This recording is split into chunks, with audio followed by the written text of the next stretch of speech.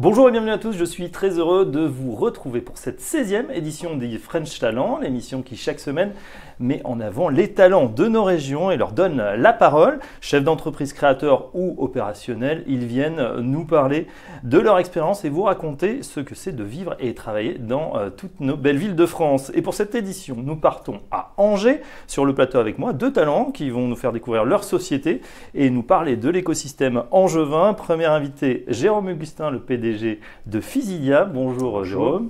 Vous étiez directeur général d'un poids lourd de la santé américain. Vous êtes devenu patron de start-up chez Physidia. C'est une start-up qui a développé une machine permettant aux patients souffrant d'insuffisance rénale d'effectuer eux-mêmes leur dialyse à domicile.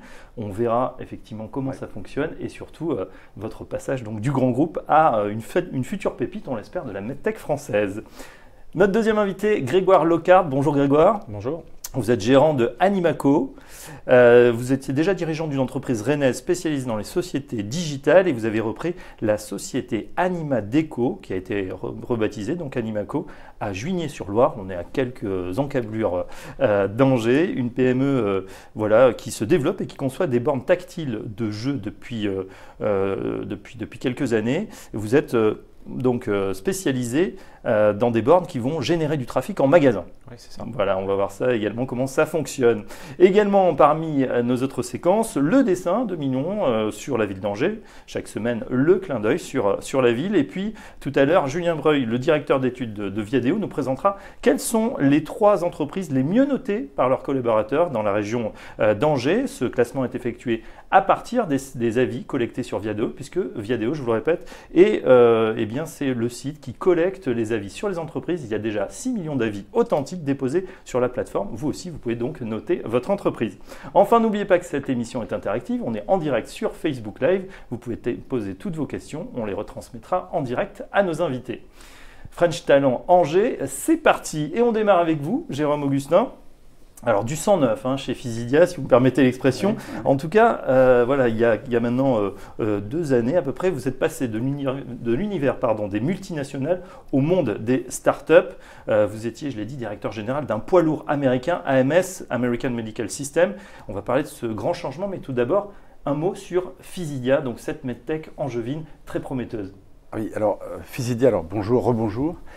Physidia, c'est une société qui a créé une machine de dialyse à domicile. Donc, c'est-à-dire qu'on peut ramener les patients à domicile et ça leur permet de reprendre une vie normale, de travailler, d'avoir une vie sociale, une vie sexuelle et de reprendre le fil et le cours de leur vie. Alors, premier point, la dialyse, quand on dit ça, déjà, ce sont des gens qui sont… Alors, c'est très très lourd comme traitement. Souvent, ce sont des personnes qui vont souffrir d'insuffisance rénale et à ce moment-là, qui doivent changer leur sang régulièrement. Absolument, on doit filtrer le sang, parce que le sang a des impuretés et on doit éliminer évidemment tout ce qui est pas ces impuretés par les reins, mais quand les reins ne marchent plus, il faut trouver un autre moyen. Les reins ne marchent plus. À ce moment-là, il y a une méthode traditionnelle, c'est aujourd'hui d'aller en hôpital. Il faut faire ça 3 à 4 fois par semaine.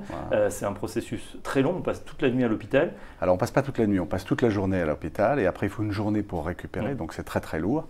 Donc les gens ont du mal à travailler, la plupart des gens ne travaillent pas et donc sont à la charge de la collectivité. Ce sont des coûts qui sont prohibitifs pour la sécurité sociale et pour l'ensemble de la communauté, l'ensemble des Français, puisque nous tous payons évidemment la sécurité sociale. Là, on permet aux gens de revenir à domicile, de reprendre le cours de leur vie normale, d'être dialysés simplement 2 heures par jour. C'est-à-dire c'est une petite dialyse, c'est une dialyse qu'on appelle une dialyse quotidienne. Et après, s'ils sont dialysés entre 7 et 9, à 9h15, ils partent travailler, ils prennent leur vie en main et ils recommencent le lendemain. Voilà, donc c'est une révolution, je trouve, aujourd'hui, dans notre milieu, qui était un petit peu un milieu conservateur, où on était en centre, où très peu de gens étaient à domicile. Là, tout change, tout a explosé, c'est vraiment tout à fait nouveau. Alors ce qui vous a intéressé, c'est justement d'aider réellement la vie des gens. Vous l'avez dit, ce sont des conditions, la dialyse très éprouvantes pour le patient.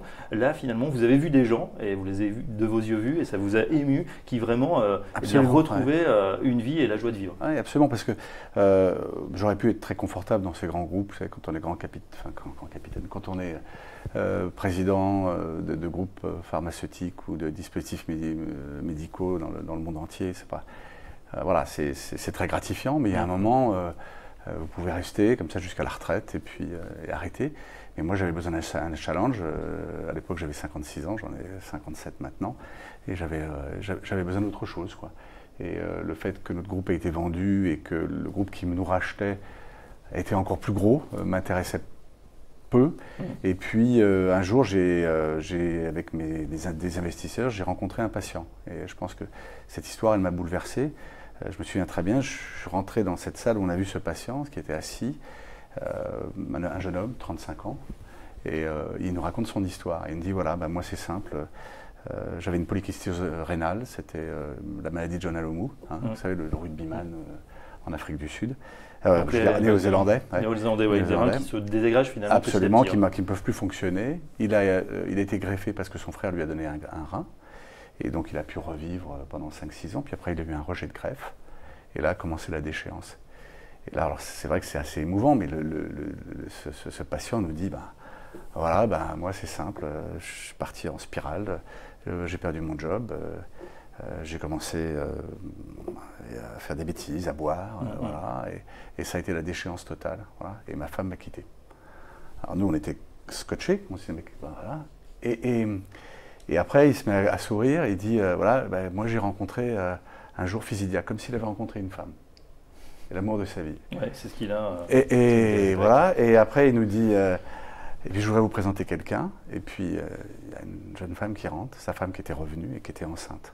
Je veux dire, quand on est resté, j'avais les mains comme ça. Et je me suis dit, mais ça, c'est pas une mission, là, c'est un devoir qu'on a. Ouais, vous dites, c'est plus qu'un simple business, c'est un projet humaniste, une mission qui redonne de la vie et de l'espoir aux patients. Absolument. Avec effectivement une belle illustration. Alors, on va creuser un peu le sujet dans quelques instants et puis voir aussi le changement de le grand groupe à la start-up. On se tourne vers vous, Grégoire Lockhart. Alors, c'est pas tout à fait angevin. Non, pas du tout, non. Lockhart, c'est plutôt, il faut aller chercher ça, origine vers l'Écosse. Hein, c'est un clan du XIe siècle en Écosse, oui. Bon, je précise que Grégoire n'est pas venu en kilt. Et vous, alors complètement autre business, vous êtes lancé avec Animaco sur des bornes interactives qu'on peut trouver en supermarché ou ailleurs. Racontez-nous ce que fait exactement Animaco. Alors pour rebondir un tout petit peu, moi j'ai que 46 ans, mais à 37-38 ans, j'étais aussi dans des grands groupes, alors pas au même niveau, mais j'étais aussi dans des grands groupes et j'en pouvais plus, quoi. Et mon projet de vie, c'était autre chose. Donc j'ai choisi l'insécurité et de me lancer en fait dans une première création d'entreprise. Il y avait le web que moi j'avais rencontré en 98 là, quand ça arrivait, et puis finalement le mobile est arrivé en 2009 et on a fait pas mal de choses sur le mobile. On a développé des premières solutions de jeux sur le mobile. Alors il faut se souvenir qu'en 2010, il n'y avait qu'un iPhone, il n'y avait pas les tablettes, on ne parlait pas encore de web responsive. On parlait d'applications sur les mobiles et nous, on a fait des solutions de jeux concours ou de contenu sur les smartphones.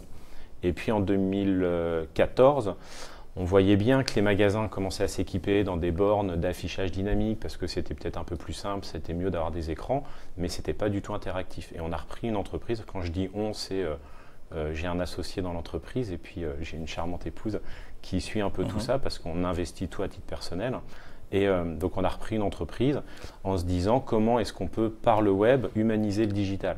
Comment on peut transformer les magasins sans les virtualiser complètement, sachant que le digital a des codes que le magasin n'a pas, mais il faut arriver à créer de l'effervescence dans les magasins avec du digital. Et finalement, vous ramenez du digital dans les magasins qui le sont par définition pas, puisqu'il y a le monde virtuel et puis le monde physique où on va faire ses courses. Là, vous dites, tiens, on peut ramener du digital, on peut ramener de l'interactivité et même du jeu pour le client, ce qui va au contraire de toutes les mailing lists auxquelles on est abonné, les coupons qu'on reçoit par email. Là, il y a de l'engagement également. C'est ça que vous promettez à vos clients aujourd'hui. Il y a deux mondes qui cohabitent sans être connectés du tout. C'est-à-dire que vous recevez des mails et puis quand vous êtes sur votre ordinateur, il y a un cookies, on vous repère, etc. Vous regardez, vous arrivez dans le magasin et là, effectivement, il ne se passe pas grand-chose et puis il y a une déconnexion. Nous, on travaille sur cette reconnexion en se disant, effectivement, il y a plein de systèmes. Là, on parle de la RGPD.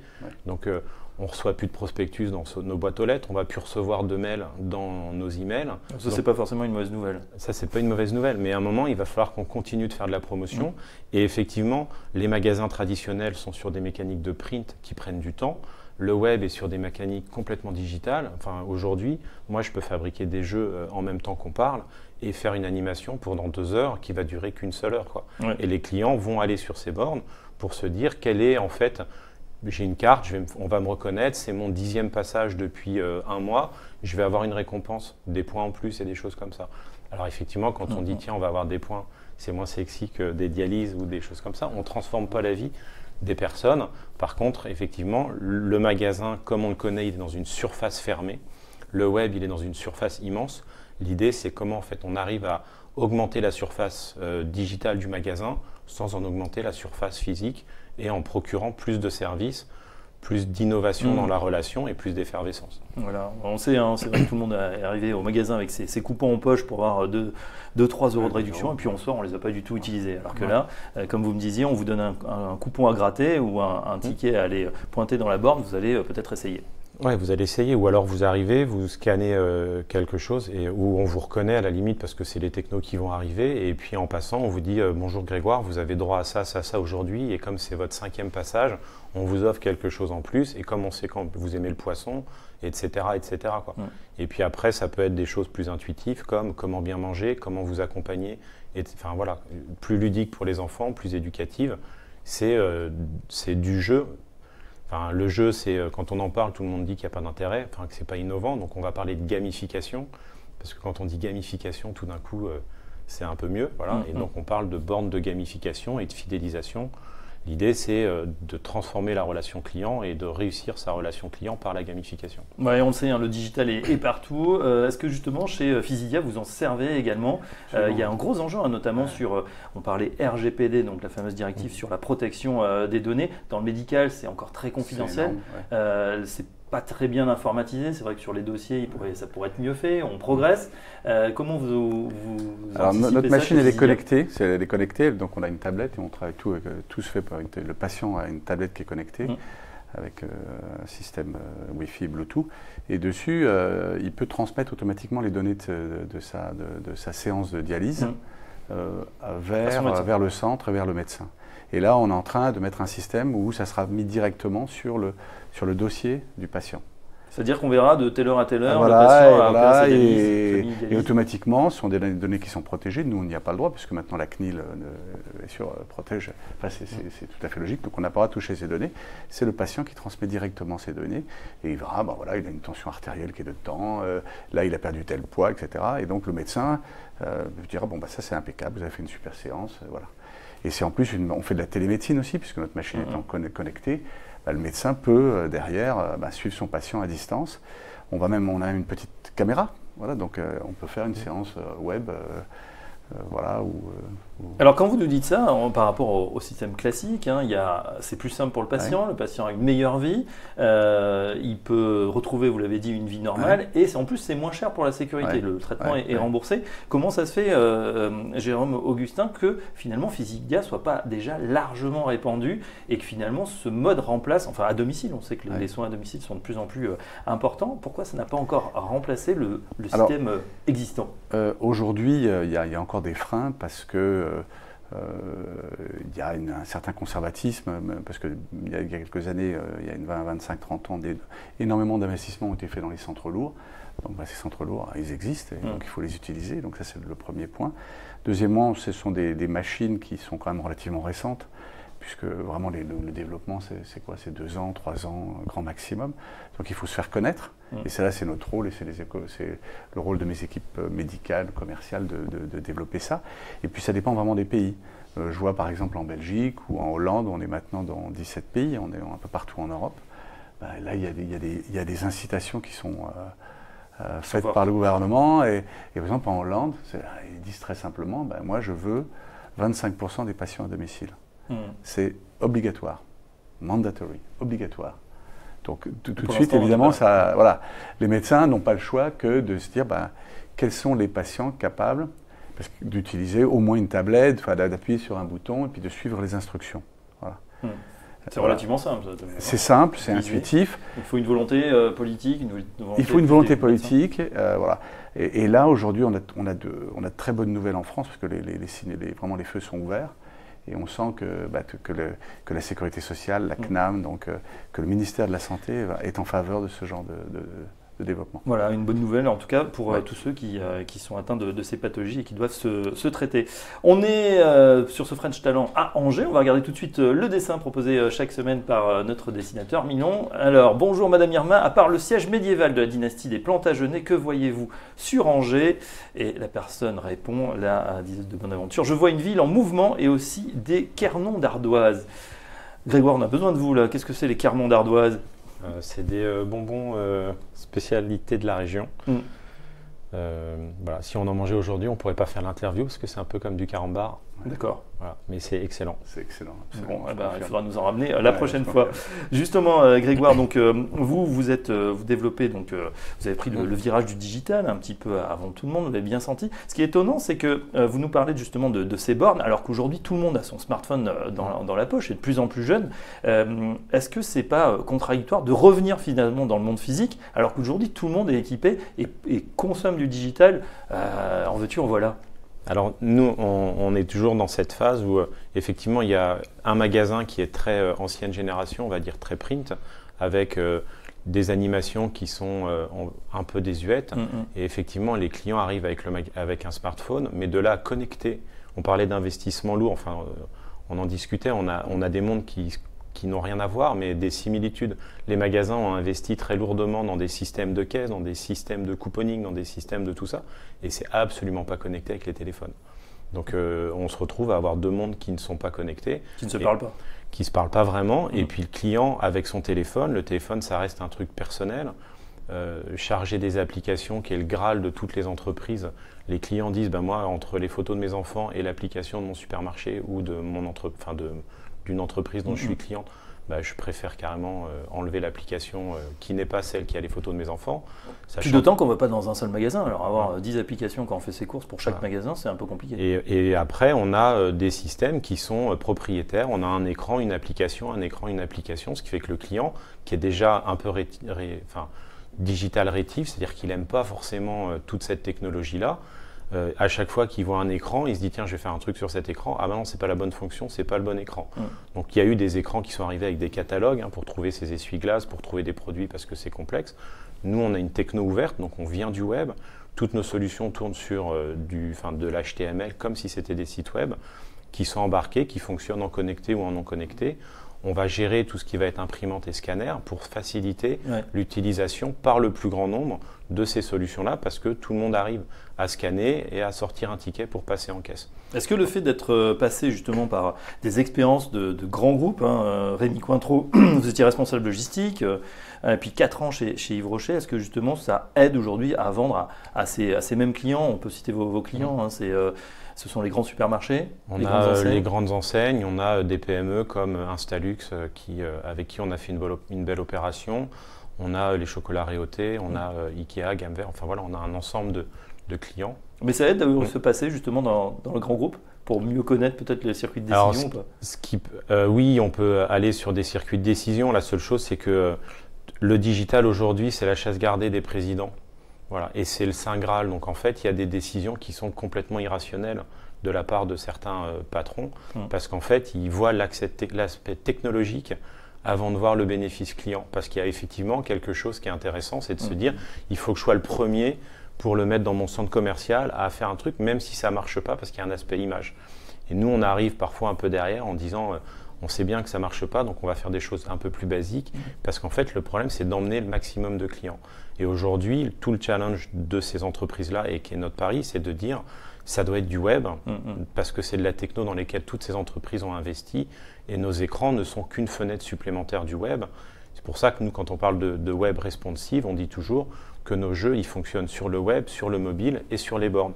Et on essaye de pousser et d'évangéliser nos clients en disant, en fait, les bornes ne sont qu'un écran supplémentaire à tous vos process digitaux. Bon, voilà, en tout cas, ça fonctionne puisque le retour sur investissement est assez rapide. Hein. Il y a les gens prennent leur coupon ou jouent et ensuite retrouvent un ticket. Ou oui, puis on a une vraie traçabilité, un vrai ROI de ces actions-là. Le retour sur investissement. Messieurs, on est avec nos témoins d'Angers cette semaine. Tout de suite, on va regarder Julien Breuil qui nous présente les 3 entreprises qui sont les plus appréciées. C'est fait grâce au classement Viadeo. À tout de suite.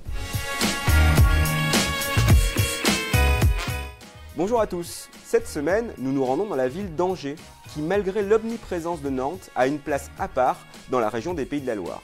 C'est avant tout le 2e bassin d'emploi dans cette région, mais également le 2e bassin d'emploi en termes de cadres. C'est également une agglomération importante, la 23e de France, avec plus de 407 000 habitants. Alors quelles seront les 3 entreprises les mieux notées dans la ville d'Angers ? Alors la première entreprise est une entreprise du secteur de l'audit qui accompagne les dirigeants dans le développement de l'entreprise. C'est plus de 1000 collaborateurs répartis dans 50 agences et cette entreprise, c'est l'entreprise Strego.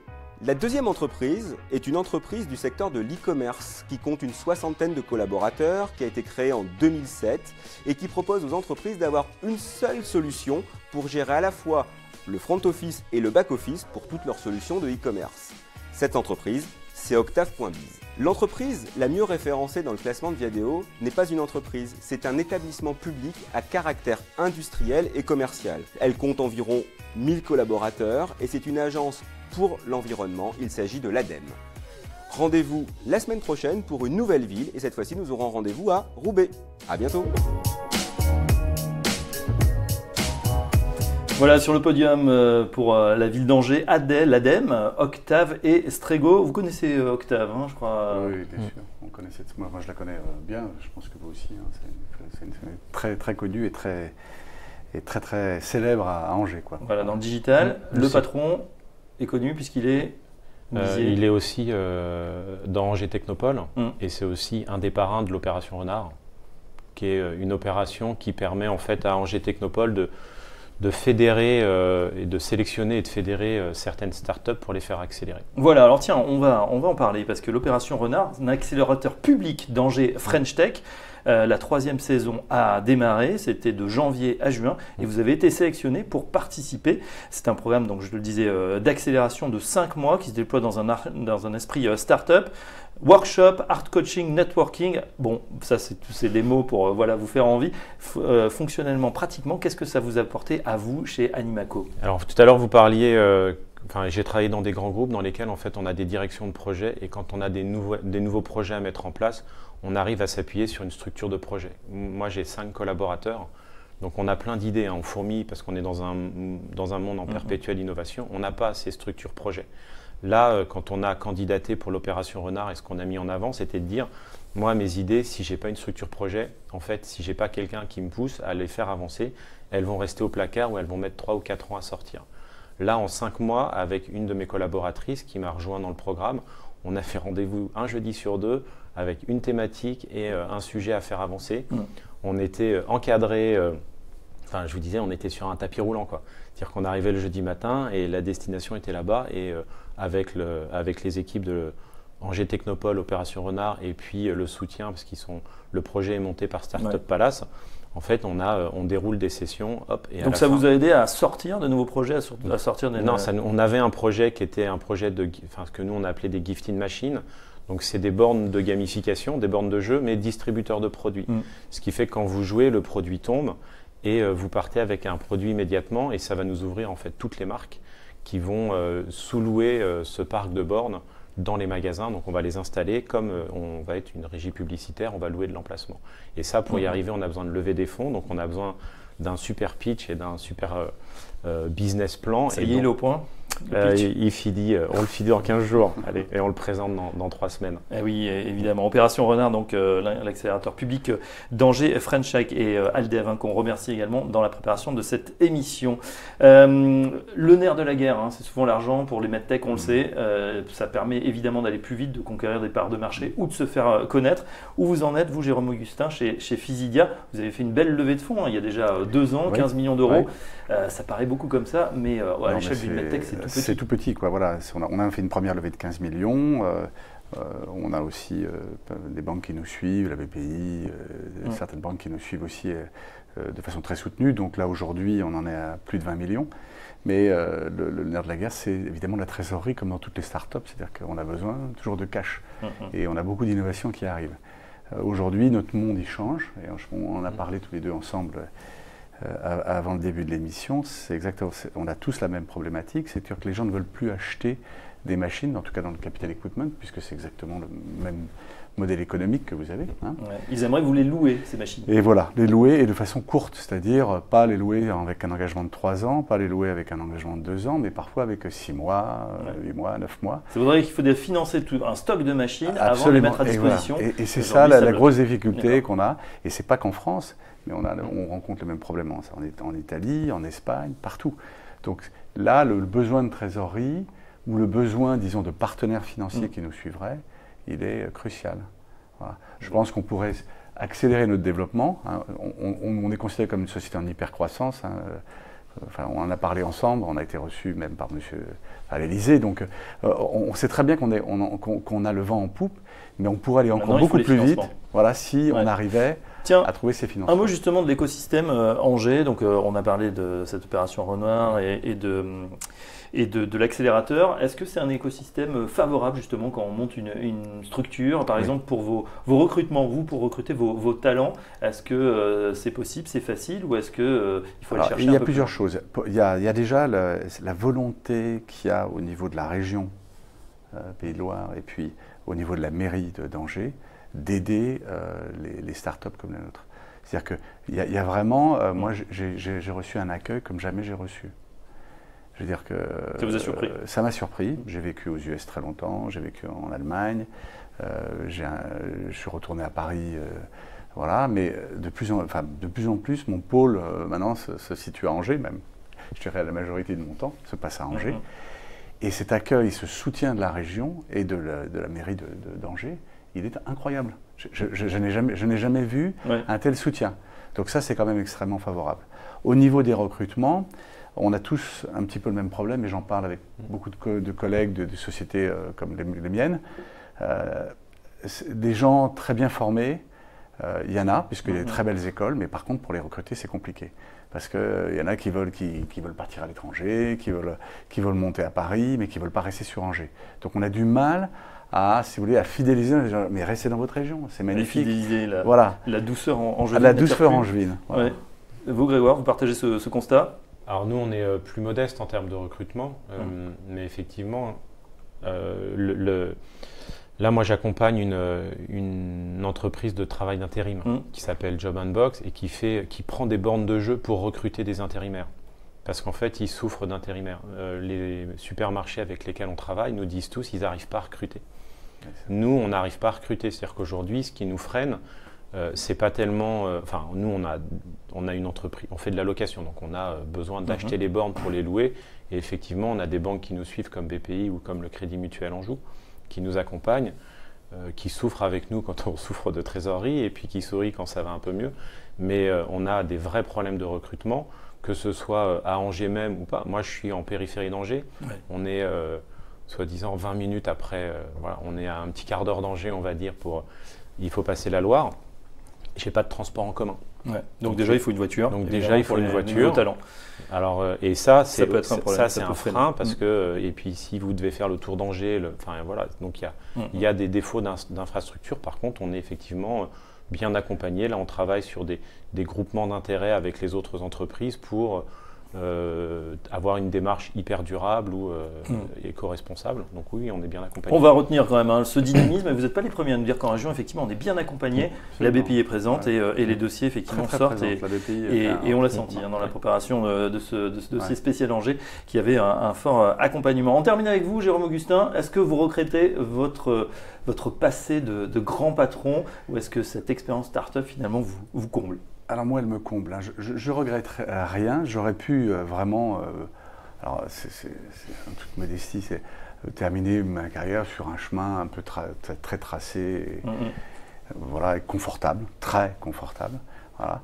Mais il y a un moment dans la vie, moi j'avais besoin d'un autre challenge. La vente d'AMS à un autre groupe qui s'appelle Boston Scientific, peu importe, a fait que C'était le moment. C'était le moment. Ouais.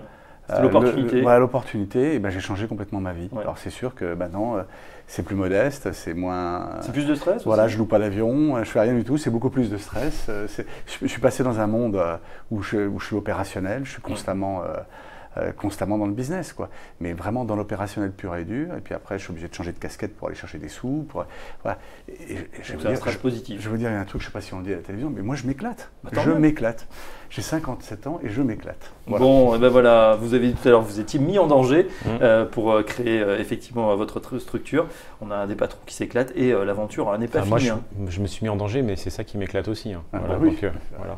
Bon, vous retrouvez en tout cas deux patrons en tout cas contents. Merci à Grégoire Locart, je rappelle que vous êtes gérant de Animaco. Merci également à Jérôme Augustin, le patron de Physilia, une medtech à suivre pour ce spécial Angers. La ville d'Angers qu'on remercie, qui a partagé le live sur son Facebook. Et puis voilà, on arrive au terme de cette édition. Merci de nous avoir suivis. La semaine prochaine, émission spéciale e-sport, ça sera mercredi 20 juin. D'ici là, très bonne journée, très bonne semaine à tous.